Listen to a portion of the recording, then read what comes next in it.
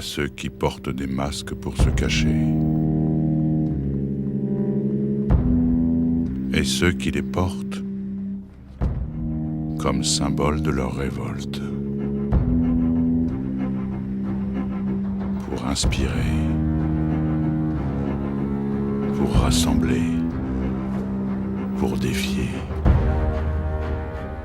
pour répandre la peur dans le cœur de leurs ennemis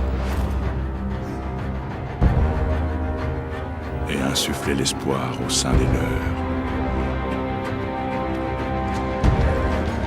Il y a ceux qui portent des masques pour se protéger.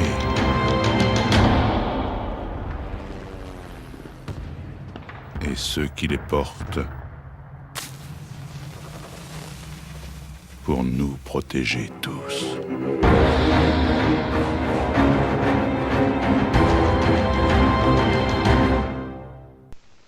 Salut tout le monde, c'est Fayless et on se retrouve aujourd'hui pour une première vidéo commentée que je vais essayer d'envoyer à CodeQG et à CodeCF, car je pense que les infos que je vais vous révéler ne sont pas connues par beaucoup de monde, ce qui laisse place en ce moment même à plusieurs incompréhensions vis-à-vis du teaser de Call of Duty Ghosts diffusé hier.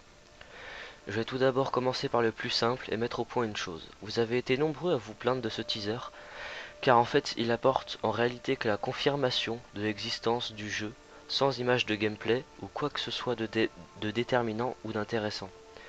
Mais en fait c'est tout à fait normal, n'oubliez pas qu'on est face à un teaser et non un trailer, ce qui sous-entend simple vidéo confirmant l'existence de Call of Duty Ghosts, mais n'ayant pas pour but de nous dévoiler plein d'informations dessus. Donc ne commencez pas à dire que le teaser est nul, parce qu'on n'y apprend rien, c'est normal, il a été diffusé dans le but de nous faire attendre le 21 mai. Le 21 mai d'ailleurs, j'y viens. Ce jour-là se tiendra la conférence Microsoft qui va dévoiler sa nouvelle Xbox. Infinity Ward, développeur de Ghost, nous a annoncé que les premières images du jeu seraient dévoilées lors de cette conférence avec du gameplay et des informations concrètes. Ce qui soulève un autre point qui fera plaisir à bon nombre d'entre vous. Ce nouveau Call of Duty bénéficiera d'un nouveau moteur graphique. Récemment, Activision a dévoilé un moteur graphique nouvelle génération d'une qualité incroyable. D'ailleurs, je mettrai un extrait dans cette vidéo. On ne sait pas encore si c'est ce moteur graphique qui sera utilisé pour Ghost, mais dans tous les cas, rassurez-vous, les graphismes de Call of Duty vont vraiment évoluer pour le passage à la nouvelle génération. Je rappelle pour les moins connaisseurs d'entre vous que la Next Generation, c'est la prochaine génération de consoles de salon, soit la PlayStation 4 et la Xbox 3. Je passe maintenant aux déclarations des développeurs. En effet, Infinity Ward a tout de même dévoilé des informations sur Ghost qui vont également vous plaire, je le sens.